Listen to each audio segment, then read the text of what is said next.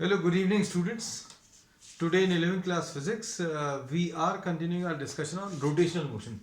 आज अभी हम लोग डिस्कस करने वाले हैं रोटेशनल वेरिएबल्स के बारे में. रोटेशनल वेरिएबल्स जैसे ट्रांसलेटरी मोशन में या ट्रांसलेशन में अभी हम लोग क्या डिस्कस करते थे बच्चों, हम लोग डिस्प्लेसमेंट की बात करते थे. वैसे यहां पर अभी हम लोग एंगुलर डिस्प्लेसमेंट की बात करेंगे, थीटा. अब जैसे अभी हम लोगों ने यहां पर rate of change of angular position, इसमें अभी हम लोगों ने इसको वेलोसिटी बोलते थे. वैसे ही rate of change of angular position with respect to time, इसको अभी हम लोग एंगुलर वेलोसिटी बोलेंगे. तो ये कुछ टर्म्स ऐसे हैं जो अभी हम लोग सर्कुलर मोशन में पढ़ चुके हैं. इनको अभी हम लोग थोड़ा सा रिपीट करेंगे, उतना ज्यादा नहीं जितना अभी हम लोग पहले कर चुके, but in a slightly different context. Omega will be equal to delta theta by delta t, ऐसा कुछ पढ़ेंगे. फिर rate of change of velocity is acceleration, तो a is delta v by delta T.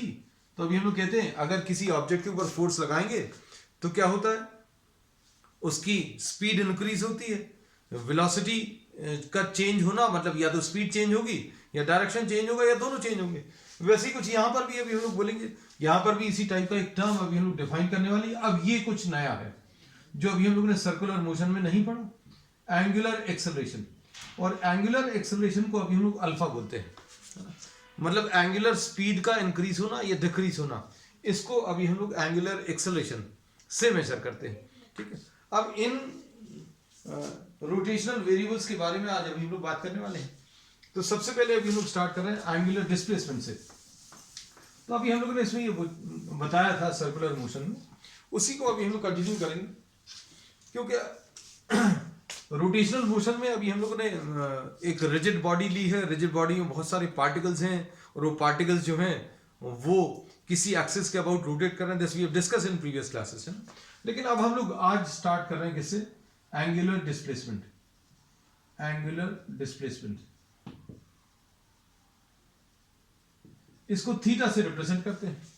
हम लोग ये कहते हैं suppose if any object is moving on a circular path, कोई ऑब्जेक्ट अगर सर्कुलर पाथ पर मूव कर रहा है तो इसका angular position of the object can be measured with respect to this point as the origin. अगर आपने इस पॉइंट को ओरिजिन ले लिया और ये ऑब्जेक्ट जो है ए पर था और यहां से ट्रैवल करके ये बी तक आ गया, तो अब हम लोग क्या बोलेंगे, ओ से ए तक की लाइन को ज्वाइन करो, this will be the angular position of the particle at point A. और ये बच्चों ओ से बी तक ज्वाइन करो, this will be the angular position और this will be the position vector of the point B. A का position vector ओ ए आ गया और बी का पोजीशन वेक्टर ओ बी आ गया with respect to the origin O. तो अब हम लोग ये कहते हैं कि ये जो पोजीशन वेक्टर जो है कितना अपनी जगह से शिफ्ट हो गया है, इसको अभी हम लोग एंगुलर डिस्प्लेसमेंट बोलते हैं. और ये एंगुलर डिस्प्लेसमेंट अभी हम लोग बच्चों मेजर करते हैं in terms of what, the distance covered. Angular displacement delta theta है and delta theta will be equal to length of the arc divided by radius of the circle, है ना. इसको अभी हम लोग क्या बोलते हैं, length of the arc divided by radius of the circle.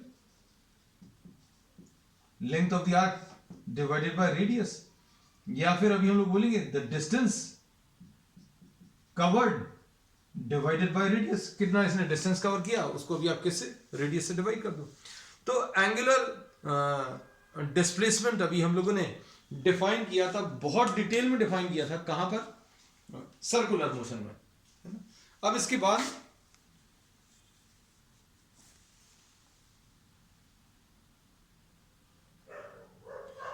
उसके बाद फिर अभी हम लोगों ने इसमें ये बताया था कि एंगुलर जो डिस्प्लेसमेंट है, if this is a small angular displacement this can be considered as a vector. ये एक वेक्टर जैसा कंसिडर करते हैं और इस वेक्टर का डायरेक्शन निकालने का तरीका बहुत सिंपल है. ये जो पोजीशन वेक्टर है या जिस डायरेक्शन में ऑब्जेक्ट मूव कर रहा है, अगर ये ऑब्जेक्ट सर्कुलर पाथ पर मूव कर रहा है तो sense of rotation of this object, उस डायरेक्शन में आप राइट हैंड की फिंगर्स को कर्ल करो. ऑब्जेक्ट ए से बी तक मूव कर रहा है ऑब्जेक्ट ए से बी तक अगर मूव कर रहा है तो जिस डायरेक्शन में मूव कर रहा है उस डायरेक्शन में राइट हैंड की फिंगर्स को कर्ल करो। आपने राइट हैंड की फिंगर्स को कर्ल किया, the direction of the stretch thumb will give you what, the direction of angular displacement. तो delta theta, small delta theta, ये एक वेक्टर है और इसका डायरेक्शन किससे मिलता है, right hand thumb rule, right hand thumb rule. और इसमें क्या बोलते हैं, curl of the fingers, this points in the direction of rotation, then the direction of the stretch thumb, जो स्ट्रेच्ड थंब है of the right hand, this gives the direction of delta theta. ये बच्चों ये aspect जो है भी हम बहुत डिटेल में सर्कुलर मोशन में डिस्कस कर चुके थे। अब इसके बाद अभी हम लोगों ने इसमें ये बताया था कि ये जो डेल्टा थीटा है ये length of the arc divided by radius, ये एक लेंथ है और ये भी एक लेंथ है। तो इसका डायमेंशनल फार्मूला अगर आप निकालोगे तो क्या आ जाएगा बच्चों, ये तो कैंसिल हो जाएगा, कुछ भी नहीं बचेगा। This is a ratio, so this will B dimensionless, m0, l0 and t0। अब इसके बाद क्या कह सकते हैं, अब इसमें now suppose we are trying to measure delta theta, तो डेल्टा थीटा मेजर करने के लिए आप distance divided by the radius, ये अगर आप मेजर कर लोगे तो डेल्टा थीटा आ जाएगा। और ये डेल्टा थीटा किस में मेजर होता है, रेडियंस में मेजर होता है। Delta theta is measured in terms of radians. तो अब हम लोगों ने ये बता दिया डेल्टा थीटा के बारे में, बहुत सारी चीजें हमने क्विकली रिवाइज कर दी है ना, बहुत जल्दी से इसलिए किया क्योंकि ये सारी चीजें बच्चों अभी हम लोग सर्कुलर मोशन में बहुत डिटेल में पढ़ चुके थे। तो अभी हम लोगों ने सिर्फ क्या किया है, we have simply revise all those facts. अभी हम लोग चाहते तो यहाँ पर ये टर्म नहीं भी डिस्कस करें तो भी चलेगा, क्योंकि ये बहुत डिटेल में अभी हम लोग इसको डिस्कस कर चुके हैं। अब देखो, अब हम लोगों को यह पता चल गया कि एंगुलर डिस्प्लेसमेंट क्या है। फिर इसके बाद अभी हम लोग आते हैं क्या, रोटेशनल मोशन में। रोटेशनल मोशन का अगला जो वेरिएबल अभी हम लोगों को कंसिडर करना है वो है एंगुलर वेलोसिटी। तो एंगुलर वेलोसिटी अब हम लोग इसमें नेक्स्ट लेने वाले, ये भी पढ़ चुके हैं एंगुलर वेलोसिटी। तो एंगुलर वेलोसिटी के बारे में अब मेन अभी हम लोग आज डिटेल में डिस्कस करेंगे। ये थोड़ा सा अभी हम लोग ने सर्कुलर मोशन में पढ़ा था, अब बहुत डिटेल में अभी हम लोग इसको यहां पर पढ़ने वाले है ना। अभी हम लोगों ने जैसा बोला था एंगुलर डिस्प्लेसमेंट बहुत डिटेल में सर्कुलर मोशन में पढ़ा था, थोड़ा सा रिवाइज कर लिया अभी हम लोगों ने यहां पर एंगुलर वेलोसिटी। तो बच्चों इसको अभी हम लोग ओमेगा से रिप्रेजेंट करते हैं। अब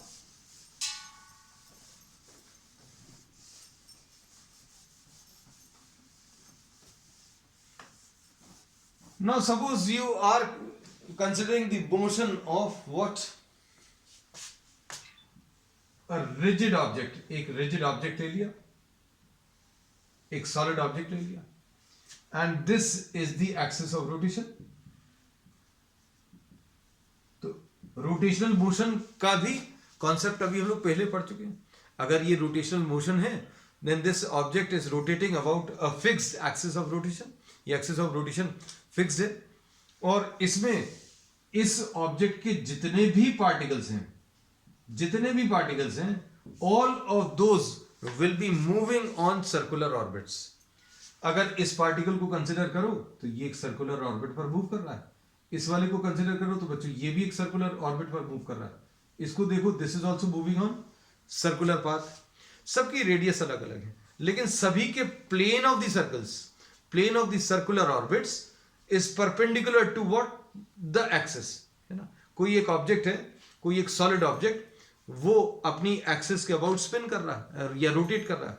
इसका बेस्ट एग्जांपल है बच्चों फैन है ना। फैन अपनी एक एक्सिस के अबाउट रोटेट कर रहा है, उसका कोई भी पार्टिकल आप कंसिडर करो, फैन के ब्लेड पर आप एक कोई पॉइंट मार्क कर लो, उसको ऑब्जर्व करो, वो सर्कल पर मूव कर रहा है। सर्कल का जो प्लेन है that will be perpendicular to the axis. ठीक, तो अभी हम लोग बोलेंगे जितने भी पार्टिकल्स हैं, all those particles are moving on circular paths. All the particles of this object are moving on circular paths, and the plane of the circular path is perpendicular to the axis. जो plane of the circular path है that is perpendicular to what? The axis of rotation, है ना। तो अब हम लोग इसमें ये कह सकते हैं rigid object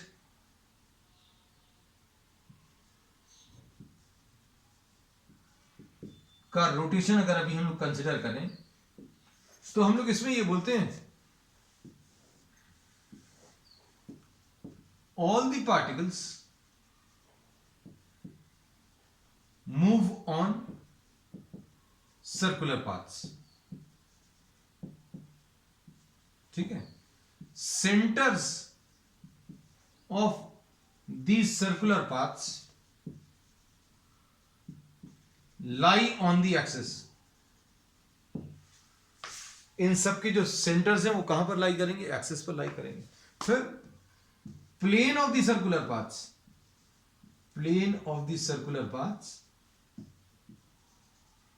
बच्चों कैसे रहेंगे? These will be perpendicular to what? The axis. अब इसमें क्या कह सकते हैं? Suppose we are considering one such particle, एक पार्टिकल कंसिडर कर लो, ये पार्टिकल कंसिडर कर लिया है ना। इसमें ये ऐसा कुछ मूव कर रहा है, 3 डायमेंशन में बच्चों इमेजिन करना, क्योंकि अब देखो ये जो एक्सिस है इसके अबाउट, इस एक्सिस के अबाउट ये वाला पार्टिकल ऐसा कुछ मूव कर रहा है। अब if you have to draw this circular path, तो इसको अभी हम लोग थोड़ा सा इलांगेटेड करके बना देंगे। सर्कल अगर ऐसा बना हुआ है तो ये सर्कल इसके प्लेन में लाई कर रहा है, और सर्कल अगर आपने ऐसा बना दिया, इसका मतलब क्या है? ये सर्कल जो है बच्चों perpendicular to the plane of the paper in your case, and perpendicular to the plane of the board in my case, है ना। हमने बोर्ड के परपेंडिकुलर अगर ये सर्कुलर पाथ बनाना है तो ऐसा बनाएंगे, प्लेन पर ही बनाना है, बोर्ड पर ही सर्कल है तो ये ऐसा आएगा। तो ये वर्टिकल सर्कल है, ये हॉरिजॉन्टल सर्कल है ना। तो ये इमेजिन करना पड़ेगा बच्चों। तो ये कैसा है? ये हॉरिजॉन्टल सर्कल है ना। अब इसमें हम लोग ये कह सकते हैं that if you try to consider the radius, suppose ये radius of the circular path r है। अब इसमें अगर आप देखें, suppose this is the point P, this is the point P, and if this particle moves on a circular path, and if it moves to a new point P dash covering an angle delta theta in a time delta t। अब हम लोगों ने क्या बोला बच्चों? ये ऐसा कुछ मूव कर रहा है, इमेजिन करना। यहां पर ये पॉइंट P है, P से P डैश तक आ गया, तो P से P डैश तक आने में ये P पॉइंट यहां कहीं पर है ना, और ये P पॉइंट जब मूव करके P डैश तक आ गया तो अभी हमने बोला ये CP पॉइंट है, ये CP रेडियस है, और ये CP डैश है। तो CP और CP डैश के बीच में जो एंगल है वो डेल्टा थीटा है। अब हम लोग क्या बोलेंगे?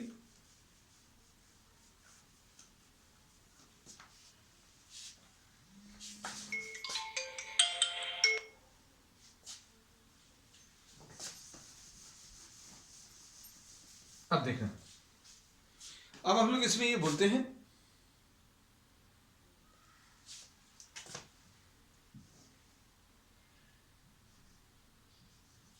if this object covers what? An angle delta theta,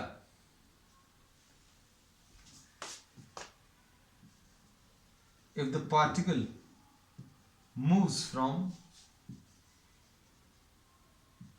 P to P dash, if the particle moves from P to P dash in a time delta t, then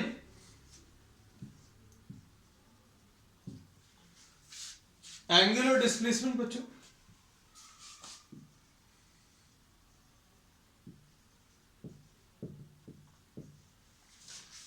delta theta आएगा। P से P dash तक आने में अभी हम लोगों ने बोला ये पार्टिकल है, जो इस वाले पार्टिकल को कंसिडर किया, this is the particle, this is the axis, है ना, ये ऐसा कुछ मूव कर रहा है, यहां P पर है तो ये CP, ये लाइन आ गई, और फिर ये P से P डैश ऐसा कुछ मूव कर रहा है। कितना एंगल कवर किया बच्चों? Delta theta. कितने टाइम में? डेल्टा टी टाइम में। तो angular velocity omega will be equal to delta theta by delta t. Simple है। So we say that the angular velocity will be equal to delta theta by delta t. इसको अभी हम लोग average angular velocity बोल सकते हैं। ठीक, अब इसके बाद अच्छे समझना नेक्स्ट कॉन्सेप्ट। अब इसमें अगर अभी हम लोग ये कंडीशन लगा दें, ये अभी हमने आपको पहले भी बताया था सर्कुलर मोशन में, that you are applying a condition that delta t is very close to 0, delta t is very close to 0, then delta theta by delta t, इसको अभी हम लोग d theta by dt लिख सकते हैं। इसको अभी हम लोगों ने क्या लिख लिया? d theta by dt। और ये क्या आ जाएगा बच्चों? ये आ जाएगा ओमेगा इंस्टेंटेनियस। तो इंस्टेंटेनियस एंगुलर वेलोसिटी क्या होता है?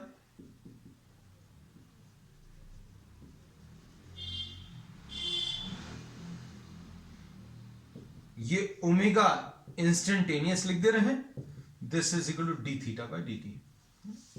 अब अच्छे सुनना, हम लोगों को अगर एक टाइम इंटरवल दिया है कि भाई कोई ऑब्जेक्ट घूम रहा है, हमने बोला 3 सेकंड में कितना एंगल घूमा, तो उससे जो निकलेगा वो एवरेज एंगुलर वेलोसिटी निकलेगा, है ना।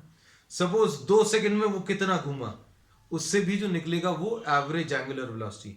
ठीक है, तो अभी हम लोग कहते हैं ऐसे ही टाइम को अगर आपने बहुत कम कर दिया, आपको 2 टाइम दिए हैं, जैसे suppose for example t1 is equal to 2 second, t2 is equal to 10 second, है ना। तो अब हम लोग क्या बोलेंगे, इसके लिए जो कैलकुलेशंस होंगे वो एवरेज एंगुलर वेलोसिटी होगी। और आपको अगर पूछ लिया कि t is equal to 2 seconds पर, at t equal to 2 seconds, एक ही टाइम दिया है, तो जो कैलकुलेशन आप करोगे वो किसका करोगे? Instantaneous angular velocity. इसको आप ऐसे भी समझ सकते हैं, कैसा? आप गाड़ी पर जा रहे हैं, you are driving a car, सपोज, है ना, you are driving a car, you are driving a bike, है ना, और बाइक चलाते समय t इज इक्वल टू 0 पर आपने उसका माइलोमीटर देखा, और 80 सेकेंड्स के बाद माइलोमीटर की रीडिंग देखी, और दोनों के बीच में टाइम इंटरवल तो पता चल गया, t इज इक्वल टू 0 से लेकर t इज इक्वल टू 80 तक टाइम पता चल गया, और कितना डिस्टेंस कवर किया, total distance upon total time, ये आपको एवरेज दे देगा, है ना। अब उस पूरी जर्नी में किसी भी एक समय पर जब आप माइलोमीटर को देखोगे, उस समय पर वो जो स्पीड दिखाएगा वो इंस्टेंटेनियस स्पीड रहेगी। तो एवरेज स्पीड और इंस्टेंटेनियस स्पीड बिल्कुल वैसे ही यहां पर क्या आएगा? एवरेज एंगुलर वेलोसिटी और कौन सा? Instantaneous angular velocity. ठीक है बच्चों, अब आगे चलते हैं।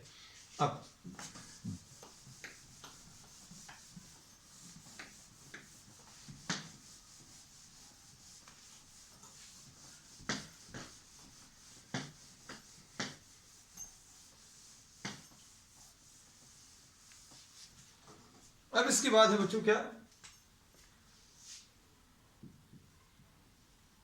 रिलेशनशिप बिटवीन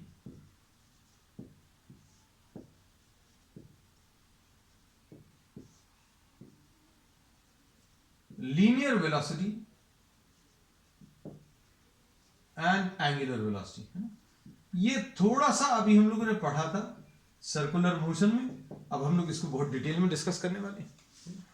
इसमें कैसा पढ़ा था अभी हम लोगों ने इसमें ये पढ़ा था, अच्छे सुनना, हम लोगों ने ये पढ़ा था कोई ऑब्जेक्ट सर्कुलर पाथ पर चल रहा है, सर्कुलर पाथ पर अगर कोई ऑब्जेक्ट चल रहा है तो omega will be equal to delta theta by delta t, ऐसा लिख सकते हैं। ये एवरेज एंगुलर वेलोसिटी होगा, है ना। अब इसके बाद ये एवरेज होगा, इंस्टेंटेनियस क्यों नहीं होगा? क्योंकि इंस्टेंटेनियस में सिंबल ही चेंज हो जाता है बच्चों, ऐसा लिख देते हैं। Omega is delta theta by delta T. अब इसमें अभी हम लोगों ने क्या बताया था, अगर याद हो, इसमें अभी हम लोगों ने यह बताया था कोई ऑब्जेक्ट अगर ए से बी तक मूव कर रहा है ना, और ये डेल्टा थीटा एंगल है ना, और ये डिस्टेंस बच्चों डेल्टा एस है, तो अब हम लोगों ने क्या बताया था, omega is equal to delta theta by delta t, और डेल्टा थीटा को अभी हम लोग क्या लिख देंगे, डेल्टा थीटा को डेल्टा एस अपॉन आर लिख सकते हैं, ऐसा लिख सकते हैं। तो क्या आ जाएगा, ओमेगा की वैल्यू डेल्टा थीटा की जगह डेल्टा एस अपॉन आर लिख लिया है ना, और नीचे क्या है डेल्टा टी, तो ये कितना आ जाएगा, ये v डिवाइडेड बाय आर है ना। तो ये रिलेशन बच्चों v is equal to r omega, ये अभी हम लोग पहले भी पढ़ चुके हैं, but this was considered for a particle. अब इसमें एंगुलर वेलोसिटी जो अभी हम लोगों ने कॉन्सेप्ट पढ़ा है, उसमें हम लोगों ने एक चीज और बता दें है ना, इस रिलेशन पर आने के पहले फाइनली, क्योंकि इसको बहुत डिटेल में डिस्कस करने वाले। ओमेगा जो है delta theta by delta T है, तो ओमेगा भी एक वेक्टर है, और इसका डायरेक्शन किससे मिलेगा, direction of omega is given by direction of delta theta. तो अब हम लोग इस केस में क्या बोल सकते हैं बच्चों, ओमेगा का अगर डायरेक्शन बताना है तो डेल्टा थीटा का डायरेक्शन बता दो। भाई जिस डायरेक्शन में घूम रहा है, ये ऐसा कुछ घूम रहा है, जिस डायरेक्शन में घूम रहा है उस डायरेक्शन में आप फिंगर्स को कर्ल कर लो, तो फिंगर्स को कर्ल कर दिया, फिंगर्स को कर्ल करने पर ये कैसा आया, बाहर की तरफ, तो ओमेगा का जो डायरेक्शन है, डेल्टा थीटा का डायरेक्शन ऐसा है, तो ओमेगा का भी यही डायरेक्शन आएगा। और कोई पार्टिकल अगर ऐसा कुछ घूम रहा है, ऐसा कुछ, तो अभी हम लोग क्या बोलेंगे, अगर ये ऐसा कुछ घूम रहा है तो क्या बोलेंगे, इसमें direction of omega will B along the axis है ना। तो अभी हम लोग बोलते हैं direction of delta theta, direction of omega is along the axis of rotation. किसके अलोंग है बच्चों, एक्सिस ऑफ रोटेशन के अलोंग है ना? इस एस्पेक्ट को अभी हम लोग आगे भी बार बार डिस्कस करते रहेंगे। अब आ जाए बच्चों इसी पर कि अभी हम लोगों को रिलेशन क्या मिल गया, v equal to r omega है ना। अब इसको थोड़ा सा अच्छे समझने की कोशिश कर। सपोज फैन का जो ब्लेड है, फैन का जो ब्लेड्स रहते हैं, there are 3 blades generally which are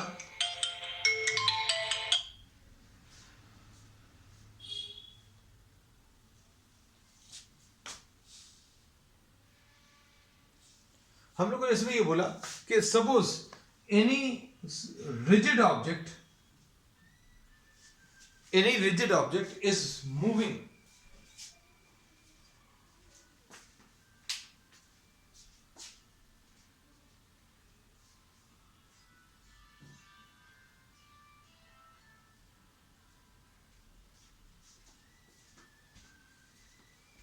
suppose you are having any rigid object, जैसे फैन का एक ब्लेड ले ले, तो ये suppose this is the axis about which the fan is rotating. बच्चों ये फैन का ब्लेड है, तो एक ब्लेड बनाया अभी हम लोगों ने, this is the axis about which this is rotating है ना। ये ऐसा कुछ रोटेट कर रहा है, और रोटेट करते समय जस्ट ट्राई टू इमेजिन, ये ऐसा कुछ है। इमेजिन करने के लिए हम लोगों ने बोला suppose this is the axis, और ये this is the blade of the fan, this is rotating like this, ये ऐसा कुछ रोटेट कर रहा है। तो अब इसमें अभी हम लोग ये कहते हैं कि if this moves to a new position, ये रोटेट करके अगर यहां कहीं पर आया, तो इसमें क्या होगा, जितने भी पार्टिकल्स हैं वो सारे के सारे पार्टिकल्स सेम एंगल कवर करेंगे इन सेम टाइम। जैसे सपोज फॉर एग्जांपल ये फैन का ब्लेड है, एक ब्लेड है, और ये रोटेट करके यहां पर आ गया, तो इसके जितने भी पार्टिकल्स हैं, ये वाला पार्टिकल, ये वाला पार्टिकल, ये वाला particle, all these particles are covering the same angle in same time. तो इसमें कह सकते हैं इफ a rigid body rotates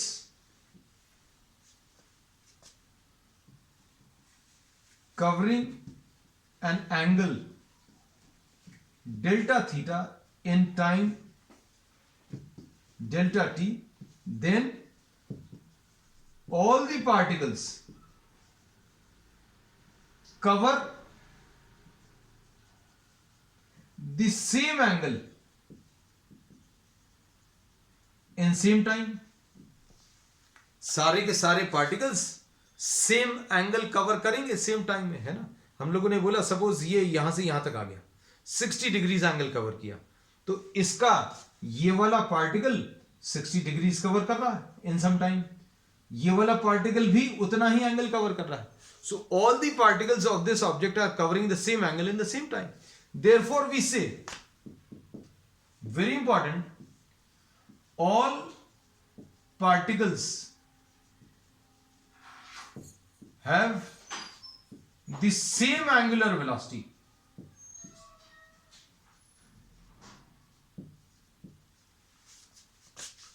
किसी एक पर्टिकुलर इंस्टेंट पर अभी हम लोग बोलेंगे सारे पार्टिकल्स की एंगुलर वेलोसिटी सेम होगी, है ना. इसका मतलब ये है, जैसे इमेजिन करना अगर कोई फैन रोटेट कर रहा है और फैन 1 सेकेंड में उसका एक ब्लेड यहां से रोटेट करके यहां तक आ गया, तो इसके सारे particles same angle same time में कवर करेंगे. और बच्चों अगर एंगल सेम है और सेम टाइम है तो omega delta theta upon delta T, angle same है टाइम भी सेम है तो ओमेगा सबका सेम होगा.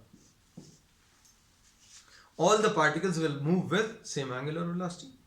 इसका मतलब यह नहीं है कि इसकी एंगुलर वेलोसिटी हमेशा कांस्टेंट रहेगी, लेकिन किसी एक समय पर इसके सारे पार्टिकल्स की एंगुलर वेलोसिटी सेम होगी. अगर किसी एक पार्टिकल की एंगुलर वेलोसिटी ज्यादा हो गई तो क्या होगा, वो इस ऑब्जेक्ट को छोड़कर आगे निकल जाएगा, ज्यादा फास्ट रोटेट करने लगेगा, है ना.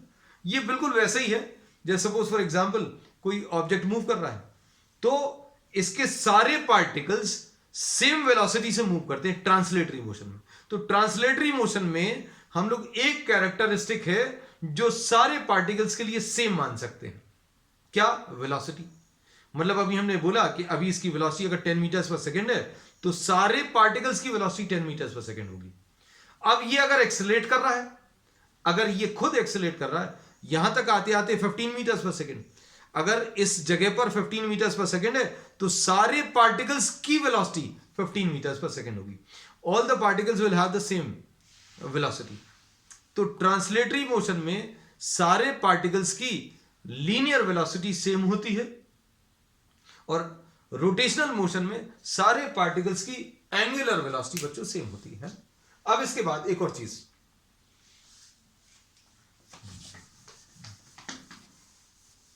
नेक्स्ट जो अभी हम लोग डिस्कस करने वाले, देखते जाना. सपोज कोई ऑब्जेक्ट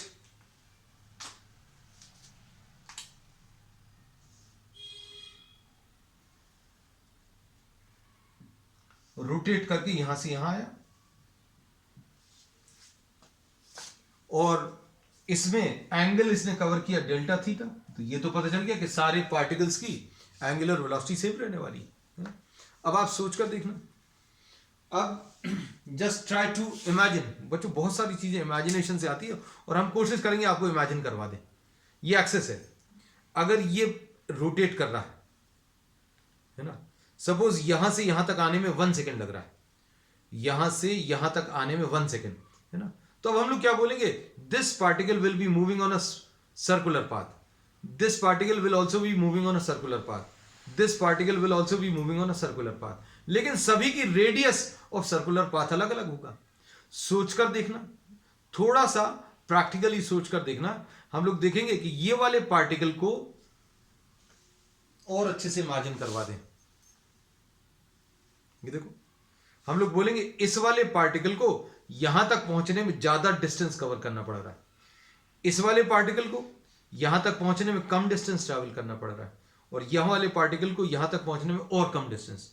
उतने ही टाइम में ये पार्टिकल कम डिस्टेंस ट्रैवल कर रहा, ये वाला पार्टिकल थोड़ा ज्यादा डिस्टेंस, ये वाला पार्टिकल थोड़ा और ज्यादा distance. This particle travels the maximum distance. अगर उतने ही समय में सारे पार्टिकल्स अगर अलग अलग डिस्टेंस ट्रैवल कर रहे हैं तो क्या होगा, सबकी स्पीड अलग अलग होगी।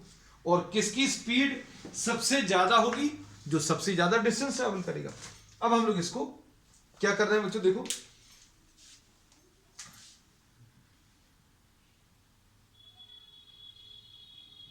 सपोज ये R1 है इस पार्टिकल का, M2 इस पार्टिकल का रेडियस R2। तो अब हम लोगों को यह मालूम है कि V क्या होता है बच्चों, V = R ओमेगा होता है। तो अब क्या बता सकते हैं इसमें, अब हम लोग ये कह सकते हैं कि जिसका R ज्यादा होगा, omega is same for all particles है ना। Larger the value of R, larger value of R, larger is the value of V। जिसका R ज्यादा होगा उसका V ज्यादा होगा, है ना।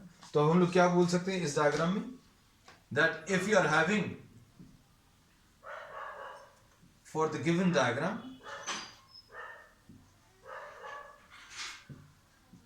R2 is greater than R1, therefore V2 will be equal to R2 into omega and V1 will be equal to what, R1 into omega, and R2 is greater than R1, therefore V2 will be greater than V1।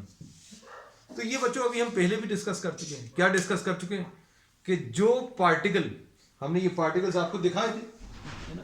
कैसे दिखाए थे, हमने आपको clearly बताया था कि उतने ही समय में, दिस इज द एक्सिस, और ये जो फैन का ब्लेड है वो रोटेट करके यहां पर आ गया। ये ओरिजिनल पोजीशन है, ये फाइनल पोजीशन है। तो ये वाला पार्टिकल 1 सेकेंड में ज्यादा डिस्टेंस ट्रैवल कर रहा है, ये वाला पार्टिकल ये 1 सेकेंड में कम डिस्टेंस ट्रैवल कर रहा है। तो अब हम लोग इसमें ये बोलेंगे जो ज्यादा डिस्टेंस ट्रैवल कर रहा है उतने ही समय में उसकी स्पीड ज्यादा है। तो यही चीज अभी हमने इसमें बताई। तो अब इसको जनरलाइज करते हैं बच्चों। अब हम लोग जनरलाइज कैसा करेंगे, देखो हम लोग इसमें ये बोलते हैं कि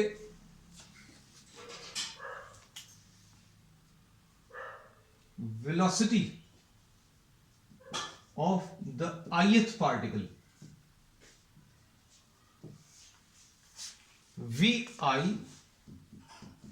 is equal to Ri into omega। Larger Ri means larger omega। और इसमें क्या कह सकते हैं, if R is equal to 0, R is equal to 0 का मतलब क्या है, R is equal to 0 कहां पर होगा बच्चों, मतलब ये वाले particles which are lying on the axis, जो एक्सेस पर लाई कर रहे हैं उनका क्या होगा। तो उनके लिए बच्चों इसमें अभी हम लोग कह सकते हैं, इसके लिए R की वैल्यू, इसके लिए R की वैल्यू इतनी है, इसके लिए R की वैल्यू थोड़ी ज्यादा है, इसके लिए R सबसे ज्यादा है, लेकिन R इसके लिए कम है, इसके लिए कम है, इसके लिए और कम है।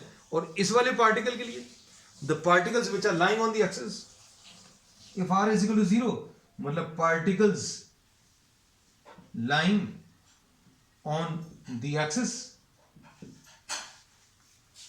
R की वैल्यू अगर 0 है मतलब V will be equal to 0, मतलब all the particles